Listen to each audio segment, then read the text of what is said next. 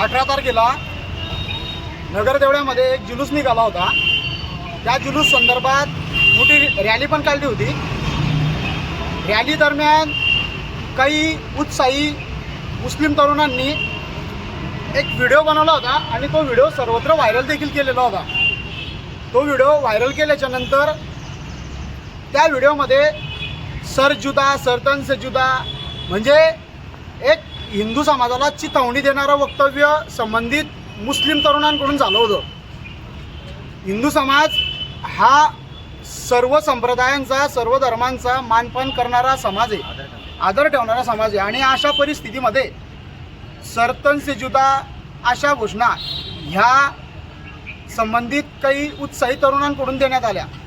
पण उत्साहाच्या भरामध्ये त्यांनी एका विशिष्ट प्रकारच्या समुदायाला टार्गेट केलं आणि ते टार्गेट केल्याच्या नंतर त्यांनी तो व्हिडिओ सर्वत्र व्हायरल देखील केला। या सगळ्या ठिकाणी जर आपण बघितलं तर पाचोरा पोलिसांची भूमिका ही स्पष्ट अशी पाहिजे होती की त्यांनी त्या पोरांना ताब्यात घेतले तर खरे, पण त्यांच्यावर अद्याप कारवाईने त्यांना फक्त तात्पुरती नोटीस दिली। त्यांच्या वडिलांना बोलवा, तुमच्या वडिलांसमोर त्यांना नोटीस देऊ, नोटीस दिल्याच्या नंतर मग तुम्ही अशा प्रकारचं कृत्य करू नका वगैरे वगैरे वगैरे अशा प्रकारचं पोलिसांनी हे निवेदन द्यायला गेल्यानंतर कळालं। मुळात पोलिसांची भूमिका या ठिकाणी कायदेशीर पाहिजे। मग ती आमच्या बाबतीत असो किंवा मुस्लिमांच्या बाबतीमध्ये असो किंवा इतर कोणत्याही धर्माच्या बाबतीमध्ये असो, कायदेशीर कारवाई करणं गरजेचं आहे। जातीय सलोखा टिकवणे हे प्रत्येक नागरिकाचं कर्तव्य आहे, प्रत्येकाने त्याचं कर्तव्याचं पालन केलं पाहिजे।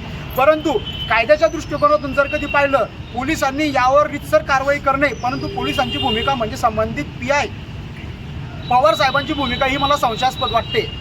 या मुलांकडून पोलिसांनी निवेदन घेऊन घेतलं तर खरे, पण त्यांना सांगितलं की बा तिथल्या पोलिसांनी म्हणजे नगरदेवळा बीटच्या पोलिसांनी तात्पुरती कारवाई केलेली आहे आणि प्रतिबंधात्मक कारवाई करून त्यांच्यावर आम्ही पुढची प्रक्रिया करतोय बा, इतकंच सांगितलं। पण गुन्हा दाखल करतोय मी पोलिसांना सांगितलं की बाबा याच्यावर तुम्ही कारवाई करा, रीतसर कारवाई करा। का नाही करायचं तुम्ही रीतसर कारवाई? मग ते आमच्या मुलांवर असो का कोणाच्या मुलांवर असो, करा ना तुम्ही कारवाईला कशाला आपण अडथळा आणायचा? पण पोलिस या ठिकाणी कारवाई करण्यामध्ये टाळाटाळ करताय। याचा अर्थ 1997ची पार्श्वभूमी पोलिसांनी लक्षात घेतली पाहिजे किंवा 1997 साली नगरदेवळ्यामध्ये किती मोठी दंगल झाली होती, त्यामध्ये हिंदू समाजाने किती मोठं सहन केलेलं होतं। खूप मोठ्या प्रमाणावर अत्याचार हिंदू समाजाने त्या ठिकाणी केलेला होता। पण आम्ही आजही वसुदैव कुटुंबकमची भूमिका लक्षात ठेवून आम्ही आजही शांततेच्या मार्गाने आम्ही कायदेशीर मार्गाने लढा देतोय। याचा विचार पोलिसांनी करणं गरजेचं आहे। पोलिसांनी या प्रकरणामध्ये गुन्हा दाखल करणेच गरजेचं आहे। या विषयामध्ये पोलिसांनी नवीन कायद्यानुसार 2023च्या सुधारित नवीन कायद्यानुसार पोलिसांनी 299 आणि 302 या